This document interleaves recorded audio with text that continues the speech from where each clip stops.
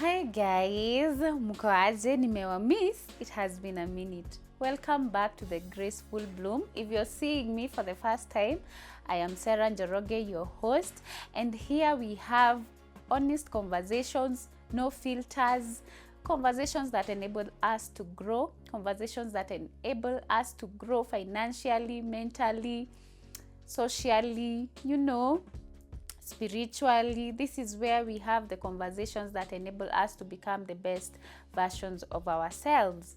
And before I continue, I want to recognize the people who have hosted me for this episode, and they are Rimuru Comfort Homes. If you want to experience comfort elevated, feel free to contact Rimuru Comfort Homes located in Rimuru. So I will put all the details of how you can make the bookings on the screen.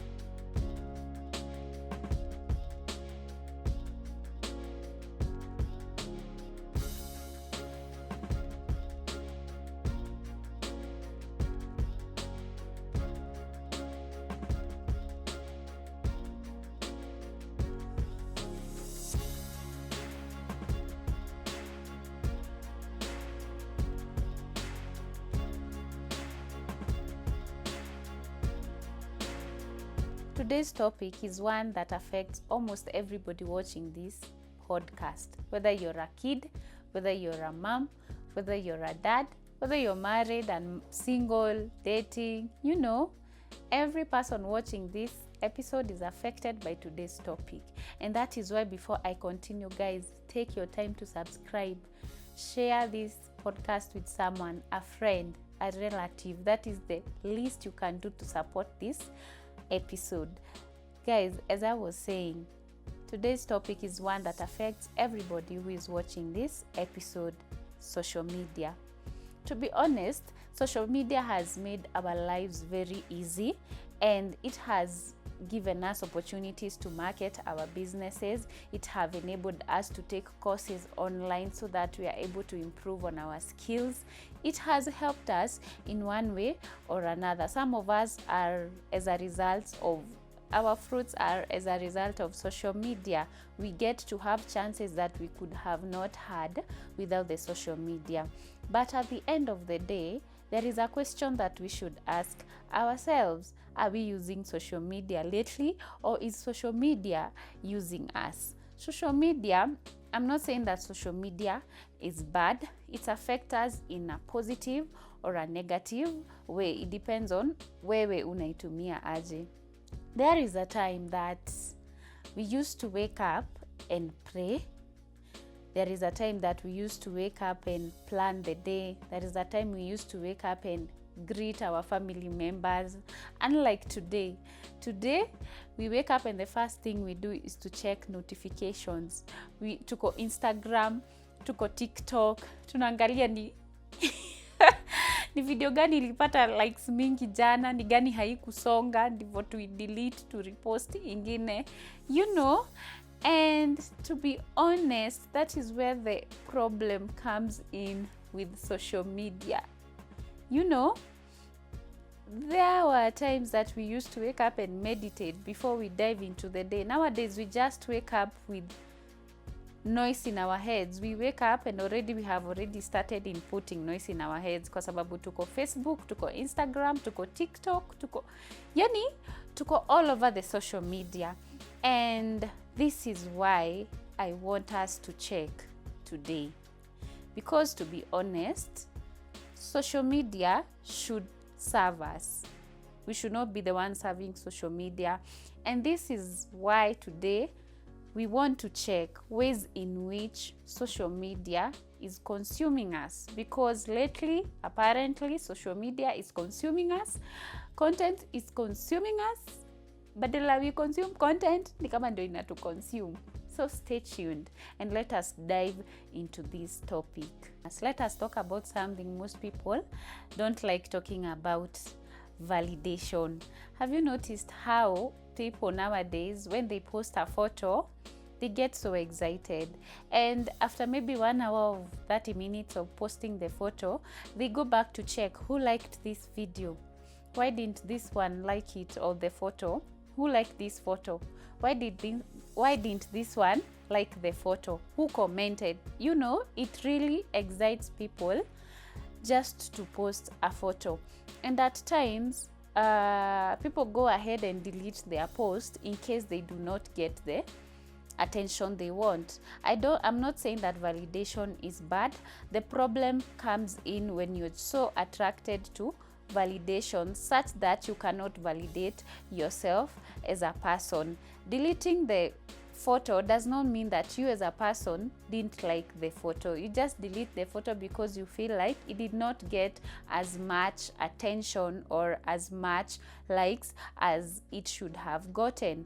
Validation is good. Every human being wants to feel appreciated, noticed. You know, that is human nature. It becomes dangerous when now your smile, like you want other people to decide whether your smile is beautiful enough. You know, that is dangerous, and that is where we are saying that sometimes social media consumes us. Instead to consume social media, it is the one consuming us. Think of a lady who goes to the studio and takes good beautiful pictures. Ametake time yake, amekuja jet slacks lashes, tumemfanya makeup, ameenda huko chini, amepigwa picha, amepost picha yake, and at the end of the day, after all that effort, picha yake isipofikisha 1,000 likes, and I feel like you are down, because that is not what they expected. They expected their photo that will get so many likes, and that is where we are doing it all wrong. Letting strangers decide whether we are worth it, whether our photos are worth it, whether what we did was the right thing to do or it was not the right thing to do. So number one, a way in which social media is consuming us is wanting validation from strangers. Honestly, ni wewe unajijua darling. Another person not noticing your beauty should not mean that you're not beautiful. If you believe that you're beautiful from within, it should stay like that. Whether you post a photo ipate 1 like, you should still believe that you're beautiful. You know, whether it doesn't even get likes, you should still believe that you're beautiful. For instance, niko hapa ninafanya podcast because I love doing this. So whether you guys maybe like the video or not like the video, it will not stop me from doing another video because I doubted myself because it did not get as much likes as I expected. Whether people subscribe sometimes or not, I will still wake up and do this because I love doing it, and I am not relying on anyone to validate what I am doing. You know, I think that is how grounded we should be in ourselves, such that social media isitutingishe tuanze kuishi maisha yetu like we are depending on likes and numbers. Number 2, comparison that is stealing our peace. You know, one of the facades of the social media is that everyone is living a perfect life. One is getting married, the other one is buying land, the other one is building, the other one just bought a car, the other one just had twins, and the other one is crashing the gym and has her body goals, you know, on point. Tusimalizie hapo, the other one is achieving good health because she has been checking her nutrition. You know, people wake up and just post victories. Everybody is posting victories, and that is what makes people compare their lives with people who have only posted a highlighted reel about their perfect moment that they wanted you to see. Darling, you can wake up and realize that maybe that friend who bought the car amechukua loan. People just post victories. Nobody posts the sleepless nights. Nobody posts themselves crying after arguments. Nobody posts the bank loans they are struggling to pay. Nobody posts the battles. Mostly people just wake up and post victories. Let me just give you a simple scenario. Imagine a guy, maybe hata tuseme anaitwa Jemo na ako 30. The guy is just doing well. He's being able to provide for his family from the income that he earns. Then one evening, he decides to scroll online. Hey, anapata classmates wake. Wengine wananunua mashamba. Wengine wananunua luxury cars, luxury vehicles. Wengine wana book flights after flights, vacations. You know, what Jemo does not know is that some maybe financed the vehicle they bought. Some don't have rent. Some are just having sleepless nights thinking about how am I going to pay for the loan that I took to buy my luxury vehicle. So Jemo ends up hating his life, not because he's a failure, but because he's looking at his life with the lens of the social media. And to be honest, as I am saying, nobody posts their battles on social media. People rarely do that. Everybody posts victories after victories, victory after victory. And if you're there and you feel like maybe you're stuck or your life is not as perfect as the other people's lives, you start feeling bad. You start hating a life that you once loved. Yani, comparison steals gratitude. You know, I don't think we should be comparing our timelines with other people. Yeah? Kama mtu sahi ana struggle kubai gari ama anang'ang'ana anunue gari, maybe wewe unang'ang'ana umalize a certain cost that you have to pay for. Your success does not have to look like the success of another person. Kama mtu mwingine ashajenga mansion, ashanunua shamba, maybe your win right now would look like even securing a job for yourself because currently you do not have a job. So I don't know who said that we should be comparing our lives with the lives of other people. Sometimes watu hata wanaishi fake lives huku nje.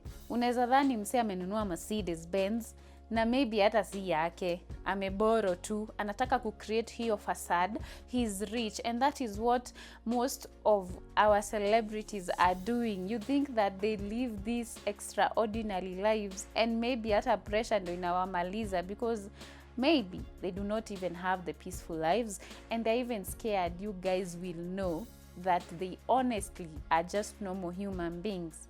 So guys, I think that we should not compare our timelines. Your timeline is not my timeline. Our timelines ni Mungu huwa na decide. Sarah atakuwa wapi next year. You know, and our victories should be personal.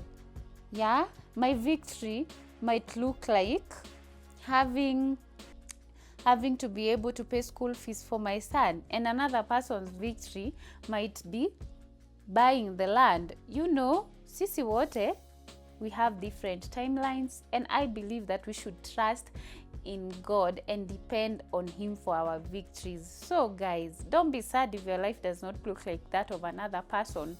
Celebrate yourself for the wins that you're winning, and remember that social media si kila kitu ni ukweli. So guys, take some water, calm down, and don't believe everything you see on social media, because it will steal gratitude from you, and you will start hating a life that you once prayed for and not noticing that you've come from far ndo ufike place umefika leo. Number 3 of the ways that social media is consuming us. We are living for the content instead of living in the moment. Nowadays, before we eat, we take photos. Before you help someone, camera recording iko hapo. Before praying, camera iko hapo. When you're going out for maybe a vacation, camera iko kila mahali. Maybe some of you might have friends, and there are friends who might be obsessively, they might be obsessed about social media. Mnaenda na msee pahali, and instead muenjoy chenye mlikuja kufanya, mumekuja kudocument. You get? Like, it's like we are living through the lens instead of living the life itself. We are living through the lens. Let me give you a simple scenario. Let's assume a family goes out on a vacation. The dad is busy flying a drone. The mother is busy taking TikTok videos.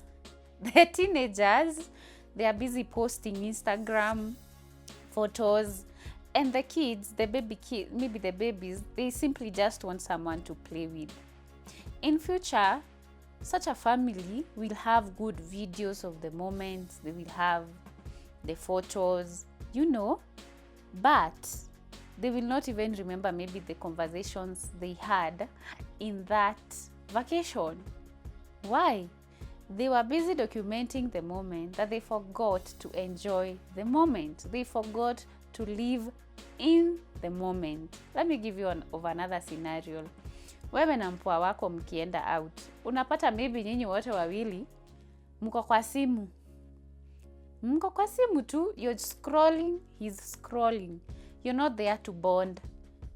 After that date, you don't even know like the conversations you had or the conversations you were supposed to be having. So guys, social media can make you live through a screen. You're busy scrolling. You no longer know what your partner likes. You no longer notice when your partner is maybe drowning. Because of why? Because we have made our lives, we look at our lives through the lenses of the cameras. And there is a reason that people call the phone a cell phone. It is like a cell, guys. Because people used to bond well kitambo. Nowadays, after every 30 seconds, mtu ako kwa simu. After every 10 minutes, hata mkiwa kwa hiyo date, mtu ako kwa simu. So guys, I feel like social media can make us live our lives through the lenses or through the scrolling instead of enjoying the moments. I personally don't document everything. There are moments, yes, I'll document maybe 10 minutes if I go out, but I will not spend the rest of the day documenting. Why? I came here to enjoy. I want to be in the moment. I want to be able to remember the beautiful moments I experience wherever I am. And sometimes I even avoid friends who I will go out with and they just simply make me their photographer. I don't want to go out with you. It's okay if you ask me for 4 or 5 photos, but don't make me your photographer. Tunaenda unashinda ukiniambia nikuchukue video. Oh my God. I want to enjoy. So guys, think about it. Do you go out with your family or with your partner to enjoy the moment, or do you just go to document? That is a question you should be asking yourself. Is content consuming you? Food for thought. I have a challenge for you this week, or let me say this month. If you get a chance to go for an event, if you get the chance to look at your kid, if you get the chance to attend maybe a wedding, a rusho, any event, put your phone away at least for 30 minutes. Experience the moment with your own eyes. Do not experience it through the lenses, through the cameras. Yeah? Try to experience it with your own eyes. Try to experience things with your own eyes. Because some moments don't need documenting. Some moments don't need to be public. Some moments should be sacred. Yeah, some moments should be sacred. It is so good to know that I went somewhere, I took photos, I did not even post them. Why? Because they were sacred to me. I don't have to share them with the whole world. Si ati ni lazima nikienda kila mahali ni post kila kitu. No, I just want to be selfish with some moments in my life. Yeah, so next time, This month, try to experience things with your own eyes. Be in the moment. Enjoy the giggles of your child. Enjoy the moments akicheza cheza hapo, because they will not be young for so long. They will grow up. So be in the present and enjoy the present moments. Number 4, social media is slowly destroying our attention span. Let me ask you a question. When was the last time you watched a documentary, flawlessly for 30 minutes, at least we pay 30 minutes without reaching for your phone? When was the last time you read a book, for just one chapter, without checking WhatsApp, nani amekutext? When was the last time you just stayed for more than 30 minutes without your phone? Our brain have become so used to constant stimulation. Why? Because we keep scrolling. We scroll, we watch this joke, we go to another video. We finish that one, we go to another one.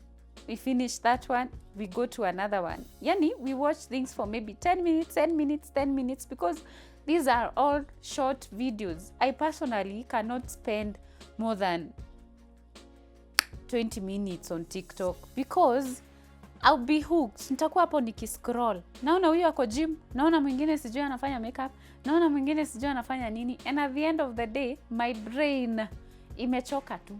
Not because I have been doing something, but because maybe I spent my day scrolling and now my mind is full of information, and it is so hard for your brain to accommodate all this info.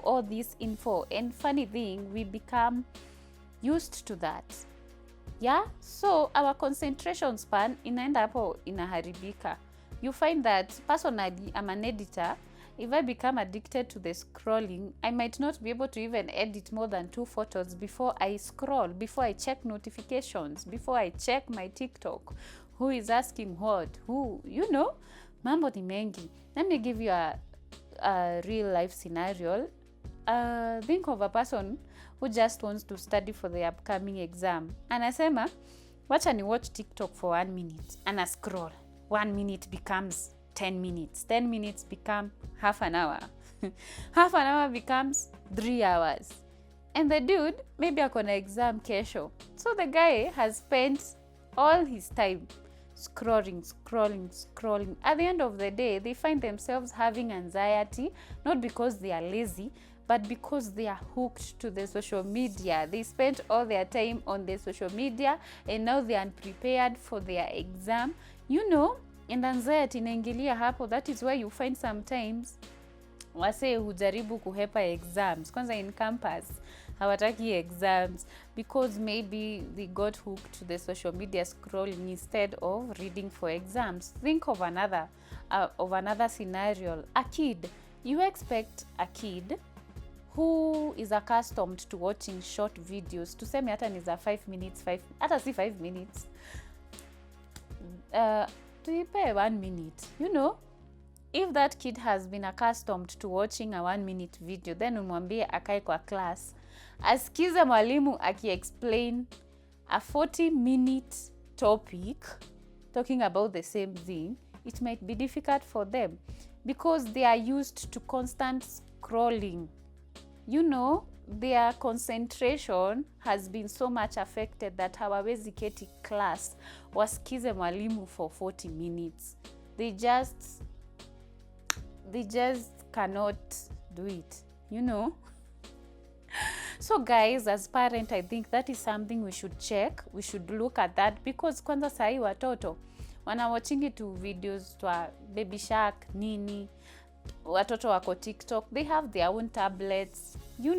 They are used to constant stimulation, constant. Hawajazoea ati wanashinda kwa kitu moja, because now dealing with real life becomes so difficult. It becomes so difficult because they are accustomed to vitu zina songa haraka. So I think social media is destroying our attention span, and we should check that. Number 5, FOMO, the fear of missing out. Let me ask you a question. Have you ever opened social media and felt like everyone was somewhere except you?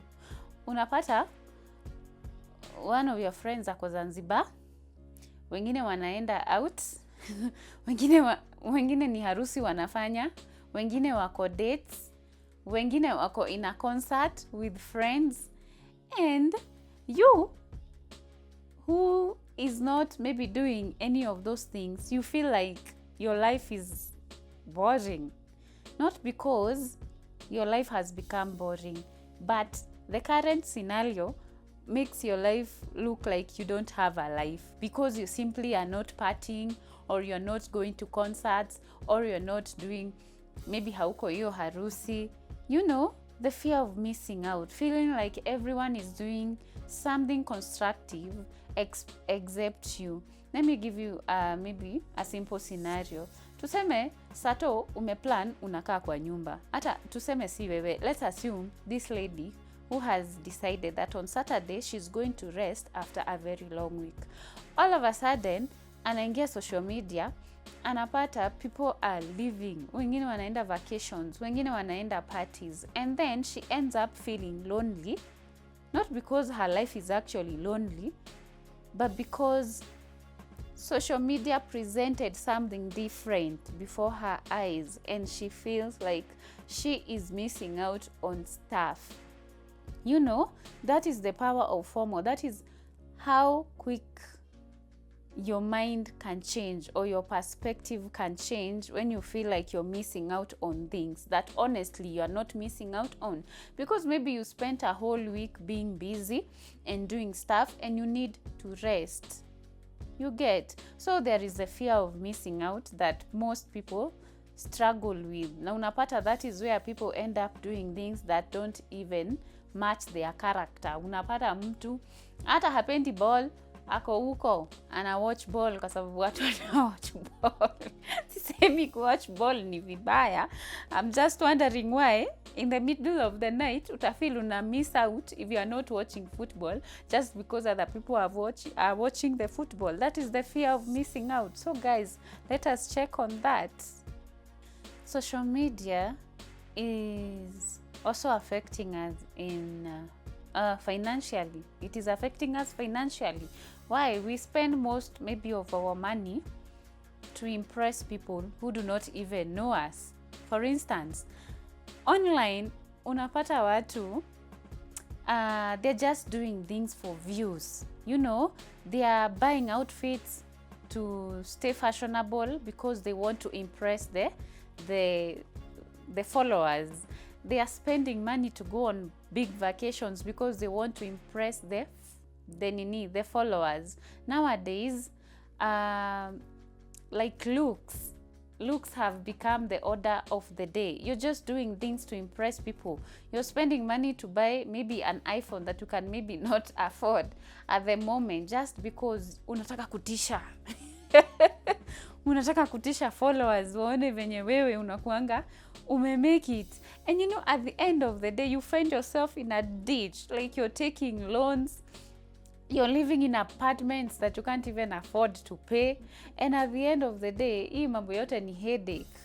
Yeah? Maybe you're struggling to pay the rent, but you cannot afford to move. Why? You have people to impress. And baby girl, sisi hata ukitu impress, at the end of the day, ni wewe utakuwa na sleepless nights. You know, social media have people doing amusingly extra things. Let me just give an example with myself. Like, if I decided I'm just going to buy gadgets to show people that I can afford it, I might end up not saving anything.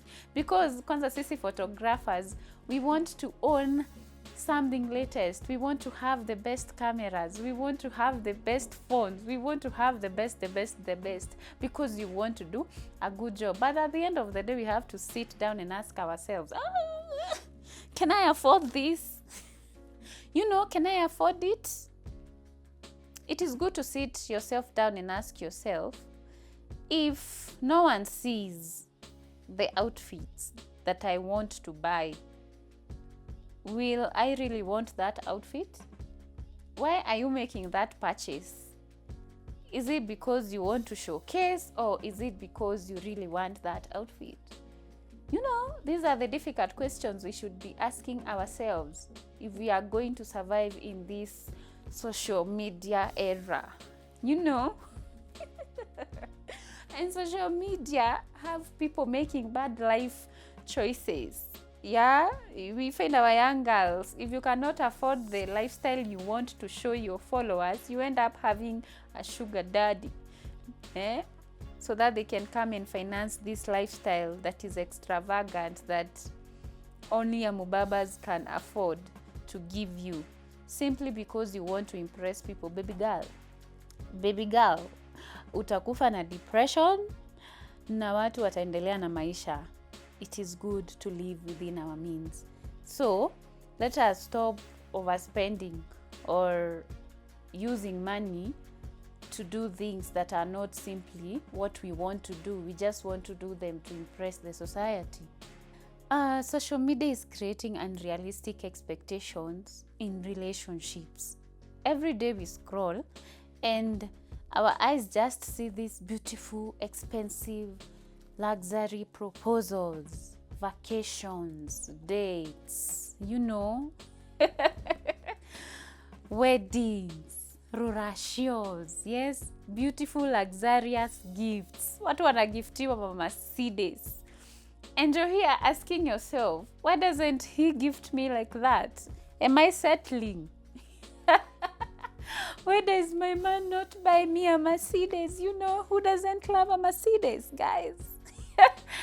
And we forget that these people are just showing us hako kapat wanataka tu tuone.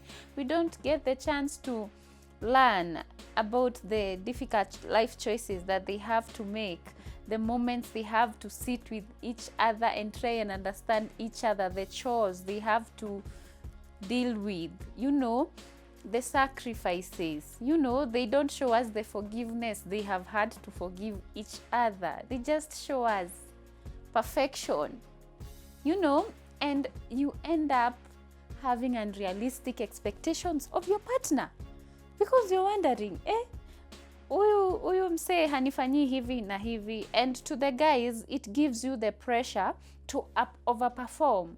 You want to book a flight for your babe, and you know that honestly you cannot afford that flight, but you think that to prove your love you have to constantly keep doing these things, because that is how the social media is pushing you to react. Social media inakuonyesha, for you to earn love and for you to prove that you love this person, you have to keep buying them luxurious gifts. And to be honest, labda haujafika hapo, my darling boy child. Take a break. Do not let social media ruin your life. You get people, instead of maybe saving or having a life plan, like they just spend it because they want their real life to match someone else's highlighted reel. Unaget, highlight hapo pa perfect, hapo ndio anataka kutuonyesha. Guys, msikufe na pressure. Social media isikufanye uharibu relationship yako. You find that instead of cultivating the love or cultivating what you people share, you end up having these unrealistic expectations of your partner, and you end up destroying a good relationship because of social media. So, social media isikufanye ukuwe na unrealistic expectations of your partner, because dude, social media does not present real life. Real life is happening in that moment, in that beautiful home of yours. What are your own home? What are your own relationship? The way you want it to be.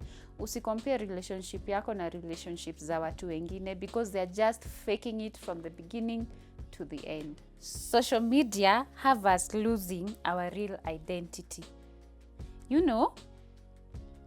Think of this young lady who loves posting herself. Maybe she just goes to church, she loves reading, and she loves spending her weekends with her family. Maybe that is what she has been posting. Then she realizes that such posts do not get as much engagement, and then she decides to one day do a trendy dance move, and she ends up having so many likes and so many followers. So this girl ends up changing everything about herself to keep getting the likes, keep getting the followers, and slowly by slowly she starts losing her values based on the Christian lifestyle she had, or based on the her values. All she cares about is the likes and the following, and that ends up making us lose our true identity. Yeah, wewe unafanya vitu za TikTok hadi ukiulizwa who you are without the TikTok, you do not know. Yeah, ask yourself a question. If nobody liked what I post, if nobody really commented, would I still do what I do? If then you would not continue, you should ask yourself, who is in control? Are you the one in control, or is social media in control? That is you being consumed by social media. Yeah, that is you being consumed by content. Instead of you being the consumer, now you start getting consumed because you want to get the views, you want to get the likes, and you end up changing your whole the whole of yourselves, your values, your everything. You end up changing everything just to fit in the social media. That is why our society is becoming so eroded, because we are just doing things that will give us the likes. We are not thinking about maybe who we are deep down, what our principles are. Social media can be toxic. It can make you lose yourself. It is high time we try and check whether we are consuming content or content is consuming us. Think of this scenario. Sijui nani wamewatch The Polygamist. Imehaipiwa. Na social media. Yeah, I have not really watched the series, but I can hear people, kila mtu ako the polygamist, and the occurrences of the polygamist. And in the polygamist, kulingana na venye nimesikia, people end up making not so good, like doing extra things. People die, people lose themselves.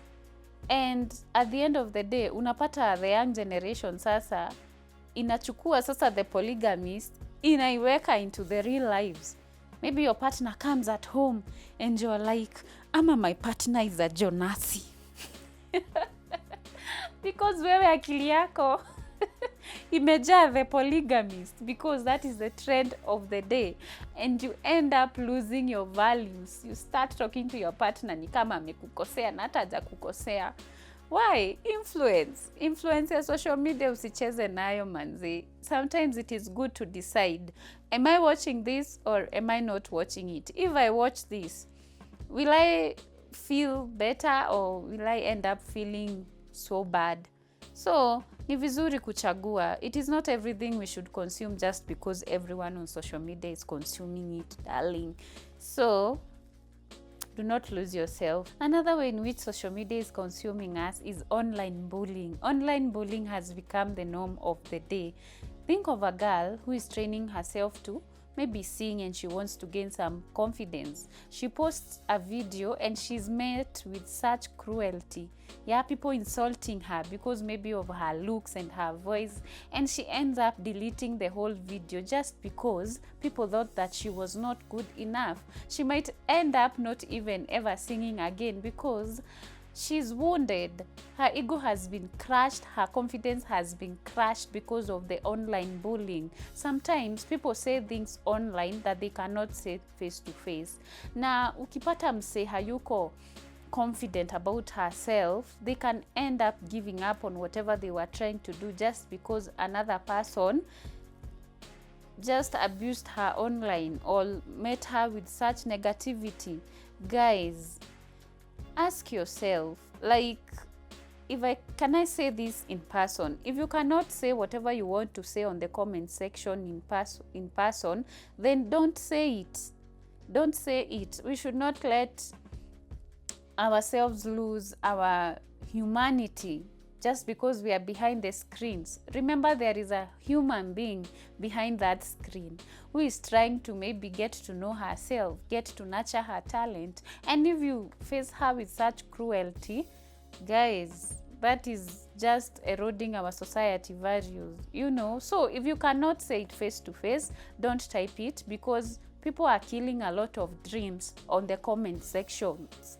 So if you're still a human being, do not go and comment something negative on someone else's video. That is how online bullying is becoming the order of the day, and it is killing so many dreams. So many dreams are dying on the comment section. So watch what you comment. Let's have the hearts of humanitarians. Tuache tu mambo mingi online. So watch what you say. Let kindness take over. Let kindness take over. Let us not be consumed by social media or content. Remember that we are all human beings, and we have these soft places in our hearts. So don't break someone's heart because you just feel that you need to comment or you need to type something. The last point on how the social media can make us maybe lose ourselves, or how social media is consuming us, is that social media can make us feel more lonely, yet we are more connected. I don't know whether you get it. Being connected is not the same as genuine friendship or intimacy. You might find that someone has 10,000 followers, and in real life they do not know whom to talk to, or they do not have a genuine friend whom they can open to about whatever maybe struggles they might be facing. Think of a man who posts a birthday photo shoot and people like it and comment happy birthday, and then that night his car breaks and they do not know whom to call. Would I get? Social media can make us have a lot of connections but not have real people who can be there for us in times of need. So it is up to us to find people who know us, who know our story, not just our profile. Find people who know you. Find people who know your struggles, not just your profile. Mimi kama Jets. All of you are my friends, of course, because I know you're watching and you will subscribe because you're such a darling. But at the end of the day, I cannot call most of you to tell you my problems. I definitely have my society. I have my people who I can go rant to, So it is up to us to ensure that social media does not make us zombies and lonely people who just have so many followers and likes, but have no real community that they can share their lives with. So guys, what can we do to ensure that social media is not consuming us? Because to be honest, social media has the positive things that it brings in our lives, but at the same time it has the negatives. So I think the best way we can deal with social media is to intentionally use social media. Ask yourself, what do I need to do with social media? Let me give you an example. You can go to work, post your work, but then decide, I will post my work from this time to this time without endless scrolling. After you post the work, ensure that from this particular time to this particular time, you're busy serving your client. You are not using the social media throughout to just showcase your work and then end up not delivering the right services you should deliver to your client. So it is good that we intentionally know how to use social media for our own benefit. Number 2, it is good for us to reclaim our attention. Reclaim your attention. Do not wake up and just dive into the day by starting to watch what is happening online or who posted what. You cannot just start a day with such noise. You can decide to have a slow morning, just maybe do your workouts, take some coffee before you start checking what is happening on social media. So it is up to us to reclaim our attention. You can decide that kama ni masaa ya kulala ni masaa ya kulala, siendi na hiyo simu bedroom. Concentrate on sleeping. Social media have people so sleep deprived. We have so weird sleeping patterns, and when we have bad sleeping patterns, that is when dementia creeps in your old age. Unaanza kupata dementia because your mind was just full of stuff and you did not allow yourself some time to relax. So reclaim your attention. Another way that we can ensure that social media is not consuming us, we can curate what we want to consume. For instance, unaweza amua uende TikTok, delete watu wote wenye umefollow. I mean, yani unfollow vitu zote zenye umefollow zenye hazikusaidii. You can decide that I want to curate whatever I want my eyes to see. If you want to start living a healthy lifestyle, you want to start eating healthy, follow pages that help you maintain that. If you want to start working out, follow people who are working out. If you want to, whatever you want to do, if you want to learn how to drive, fuata watu uone wana drive magari aje. That is how we curate and we decide what we want to watch. We should not allow social media to control our lives, like our real lives.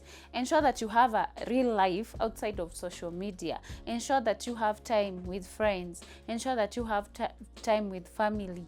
You take road trips. You plan events and attend the events. Ensure you're having a real life. Imagine you're going at your grandmother's place, and instead of listening to your grandma and whatever maybe she wants to share with you, you're busy scrolling. Maybe she will smile, and at the end of the day, ukienda home, she'll be like, I am glad you came, but I wish I really spent some time with you. That is a very, very hurtful sentence for a grandma to make, because you did not spend time with her. You were just there. Your body was there, but you did not take enough time to enjoy the moment with your grandmother. So guys, those are some of the ways that we can ensure that social media is not consuming us. We are consuming the content. We are using the social media for our own good and for our own benefit. We are watching the things that we should be watching, the things that impact us positively, like this podcast episode. I know it impacts us positively, and that is why you are watching, darling. Remember to subscribe. Remember to share with your family. These are some of the topics we discuss so that we can ensure that we are living a healthy lifestyle. We are helping each other navigate life. So guys, I am so glad you have been here up to this juncture. I appreciate you. Remember to subscribe to this channel. Remember to share this with your loved ones. Remember to hit the notification bell so that every time we upload a new podcast, you'll be there. Every time we upload a new episode, not a podcast, you'll be there, you will like, and you will share. Thank you so much, guys. And until next time, nawapenda sana.